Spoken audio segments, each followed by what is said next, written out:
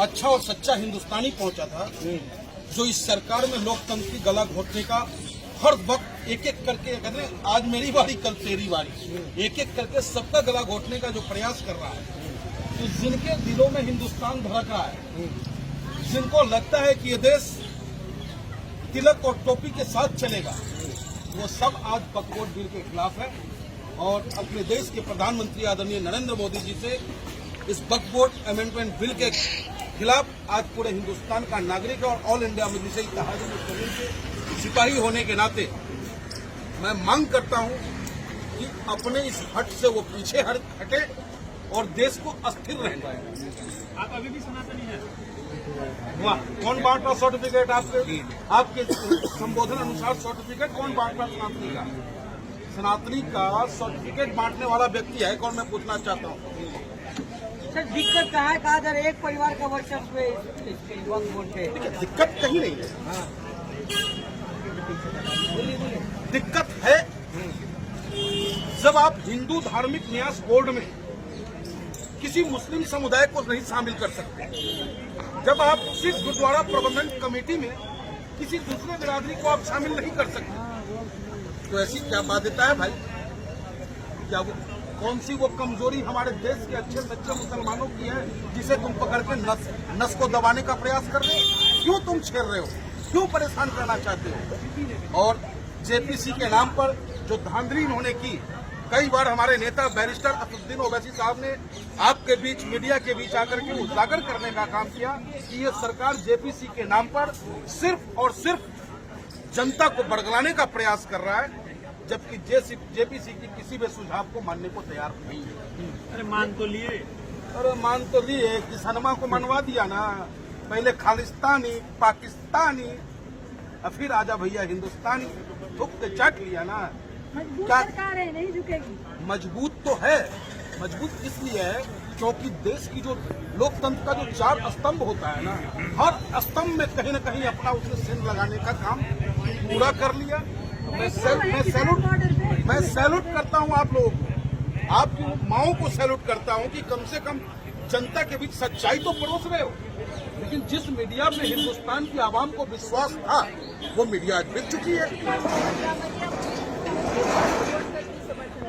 गर्व से कहता हूं मैं हिंदू, लेकिन हिंदू होने से पहले हिंदू होने से पहले इस सरहद पे मरने वालों की शहादत को मैं याद करता हूं। जब हम 1857 की क्रांति को अगर आप याद करेंगे तो एक अगर मंगल पांडे ने नेतृत्व किया था, तो उसी मदरसे से मौलाना और एक से एक हाफिज निकल करके रहस्यी तहरीर लिखी और फांसी के फंदे को चुमा, तब कहीं जाकर के हम आजादी की सांस ले पा रहे होंगे। अरे मोदी जी सुधार कर रहे हैं, ऑपरेशन होगा, थोड़ा दुख दर्द होगा, लेकिन बाद में सब बढ़िया ही होगा ना। बाद में हाँ, मोदी जी में सुधार तो हो गया। आजकल पहनते थे, अब फुल पर आ गए हैं। हाफ पैंट पहनने वाले को फुल पैंट मिल गया है। सुधार हो गया ना, जनता जाए बाहर में। अरे गामा जी, अगर बोर्ड में नॉन मुस्लिम रहेंगे हिंदू भाई, तभी तो गंगा जमुनी तहजीब होगा, भाईचारा कायम होगा। उसी में काहे रहेगा? सिख गुरुद्वारा कमेटी में काहे नहीं रहेगा? हिंदू धार्मिक न्यास बोर्ड में काहे नहीं रहेगा? के साथ है, तभी तो भाईचारा बना हुआ है। बिल्कुल हम हैं। मेरा नेता अच्छा, मेरा नेता भाईचारा सच्चा, मेरा नेता 5 वक्त का नमाजी। मैं अपने भगवान को टाइम से पूजा करता हूँ, टाइम से मानता हूँ। मेरा नेता भी जो है टाइम से पूजा और नमाज करते हैं। पूजा भी करते अब पूजा इबादत करना। हैं। आप रोजा रखते हैं? हम क्यों रोजा रखेंगे? आ रहा है नवरात्रि 30 तारीख को, प्रतिपदा की। अब आज से ही आपको बधाई देते हैं। और या देवी सर्वभूतेषु शक्ति रूपेण संस्थिता नमस्तस्यै नमो नमः। हरा गमछा डाल लिया तो कई लोग डाउट कर रहे हैं। आपके शरीर का सबसे नाजुक अंग कौन सा है, मैं पूछना चाहता हूँ। अंध भक्तों से पूछना चाहता हूँ कि अरे अंध भक्तों, तुम्हारे शरीर का सबसे नाजुक अंग कौन सा है? तो बोलेगा आंख। जब आंख का इलाज कराने जाएगा ना, तो उसको भगवा कलर का पट्टा नहीं मिलेगा। हरा कलर आपको सुकून देगा और देश की खूबसूरती, देश की शांति, अमन चैन के लिए हरा कलर का होना बहुत जरूरी है। लेकिन गामा जी, जिस तरह से हिंदूवादी संगठन कह रहे हैं कि हम इसके जो है समर्थन में जो प्रदर्शन करेंगे, अगर ये लोग विरोध कर रहे हैं बिल का, तो ये सरकार की पॉलिसी है। इसकी ताकत है कि हमारे खिलाफ आकर के सामने खड़ा हो जाए। कहाँ से अब बिलबिला के निकलने लगा? तो सरकार चाहता है कि हम और हिंदू संगठन आपस में, क्या डर है? धमाके करते हैं, सारा रामायण खत्म हो गया, सीता जी किसकी घर वाली पते नहीं है क्या आपको। मुख्य डर है आपको जिससे आपको लग रहा है खतरा है? अरे जबरदस्ती आप थोप रहे हैं, जबरदस्ती आप मजिस्ट्रेट के अंडर में हमको भेज रहे हैं। अरे मजिस्ट्रेट के अंडर में हमको भेज दिए आप, 2 हिंदू रहेगा, एक महिला रहेगा उसमें, वो जबरदस्ती ठोक दिए आप। तो ये सब क्या है? तो मान लेना तो सारी मांगे मान ली है, कहाँ मान ली? टेबल तो होने दीजिए, संसद में आने तो दीजिए, तब कहीं पता नहीं चलेगा माना क्या गया है। आपके माध्यम से हिंदुस्तान की आवाम से मैं अपील करूंगा कि भैया ये सरकार एक एक करके सबको तोड़ रहा है। जब छात्र महंगाई के ऊपर, शिक्षा के ऊपर बात करता है तो उससे अलगाववादी गैंग और टुकड़े टुकड़े गैंग का करके अलग करने का कार्य करता है। जब देश का अन्नदाता अपनी वाजिब मांग को लेकर 3 ताला कानून के खिलाफ सड़कों पर उतरता है तो उसे खालिस्तानी और पाकिस्तानी कह करके संबोधित करने का काम करता है। जब देश का पढ़ा लिखा छात्र जब एग्जाम पेपर लीक हो जाता है और उसको लेकर के जब वो धरना प्रदर्शन करना चाहता है तो ये सरकार उस पर लाठी चार्ज तो करता है। सरकार के पास बहुमत है, नीतीश कुमार है, और कोई लोकतंत्र है, चंद्रबाबू नायडू हो या हमारे पलटू चाचा हो, लेकिन उनको फिर कुर्सियां पर आना है ना, तो बिहार में बटन मत दबाना होगा, एक बार अलट पलट हो जाएगा। अभी तक तो वो पलटे हैं, बिहार की जनता पलट जाएगी। तो क्या कर लेंगे अगर अरे पतंग उड़ेगा, कहाँ जाएगा पतंग उड़ेगा। बिल पास हो गया तो क्या कर लेंगे? क्या कर लेंगे? जो संवैधानिक तरीका होता है। दिल्ली में तो पतंग कट गई आपकी। अरे कहाँ कट गया भाई?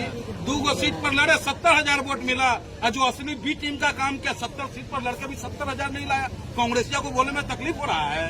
अगर आप क्या कर लेंगे अगर पास हो गया बिल? कांग्रेस तो गिनती में ही नहीं है। प्रोटेस्ट करेंगे, संवैधानिक तरीके से करेंगे। बाबा साहब अम्बेडकर ने जो हमें ताकत दिया है उसका पूरा इस्तेमाल करेंगे इस सरकार के खिलाफ। जब अंग्रेज को हम हिला सकते हैं तो ये तो भैया अंग्रेज से माफी मांगने वाला न है। शाहीन बाग बनाएंगे, शाहीन बाग बनाओगे तो जलियांवाला बाग बना दिया जाएगा। शाहीन बाग क्या है? आप लोग शाहीन बाग को किस तरीके से प्रदर्शित करना चाहते हो? अरे शाहीन बाग वीरांगनाओं की धरती है। शाहीन बाग उन क्रांतिकारी युवाओं की धरती है जिसने वाजिब मांग के लिए निरंतर संघर्ष करता रहा। ऐसी धरती को मैं सलाम करता हूँ। अब करते हो आप शाहीन बाग बनाने के लिए वो कलेजा चाहिए, वो जज्बा चाहिए, वो देश के लिए, जनता के लिए मर मिटने का आपके अंदर वो जुनून होना चाहिए, तब कहीं जाकर के आप शाहीन बाग बना पाओगे। इतना आसान नहीं। लेकिन शाहीन बाग जो बनाएंगे कह रहे हैं कि जलियांवाला बाग बना दिया जाएगा, सरकार के मंत्री कह रहे हैं। ऐसा है, वो जालियांवाला बाग में तो रहे नहीं। कहीं भगत सिंह का शहीद उधम सिंह जी के परिवार मारे गए, उसमें लाला लाजपत राय का सर फट गया। इनके जितने भी माफी वीर थे कोई उसमें नजर नहीं आया था। क्योंकि हमारे देश की जिस महिला को हम कमजोर समझते हैं, जिस मात्र शक्ति, एक तरफ तो हम अपने देश को भारत माता कहते हैं और दूसरी तरफ महिला को कहीं न कहीं कमजोर भी साबित करने का प्रयास करते हैं। लेकिन शाहीन बाग की मिट्टी ने वहां से वो वीरांगनाओं को निकाला जो लंबी संघर्ष करने का कार्य किया। लेकिन छोटा रिचार्ज और बड़ा रिचार्ज ने मिलकर के दिल्ली को चलाने का, तो विरोध जारी रहेगा। ये तो अभी अंगड़ाई आगे बहुत लंबी लड़ाई है साहब। क्या लड़ाई होगी आगे? लेकिन लोकतांत्रिक प्रक्रिया में जो भी लड़ाई लड़ना होगा, जेल जाना होगा, जेल जाएंगे। सरकार के खिलाफ मजबूती के साथ खड़े रहेंगे हम। लेकिन आप यूपी से आते हैं, यूपी में योगी बुलडोजर वो सब अब लीजिए, तो यूपी में योगी बाबा रहता है तो ओवैसी जी का भी देश बाबा रहता है ना, वहाँ देख नहीं रहा है।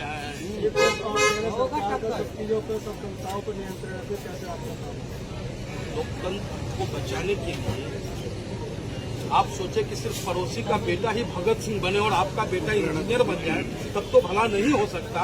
आओ चलो मेरे साथ, रुको अपने घर को और चलो मेरे साथ। संघर्ष करना होगा, इस देश को बचाना होगा, लोकतंत्र को बचाना होगा, आने वाली नस्लों के लिए अच्छा हिंदुस्तान देना है तो सड़कों पे आना होगा। चलिए, क्या कुछ कहना चाहेंगे? आज पहुंचे आप लोग वहाँ हम तो यही कहना चाहेंगे कि हिंदुस्तान के अंदर जो चल रहा है वो जाति विशेष को लेकर के उसी के खिलाफ चल रहा है सब मामला।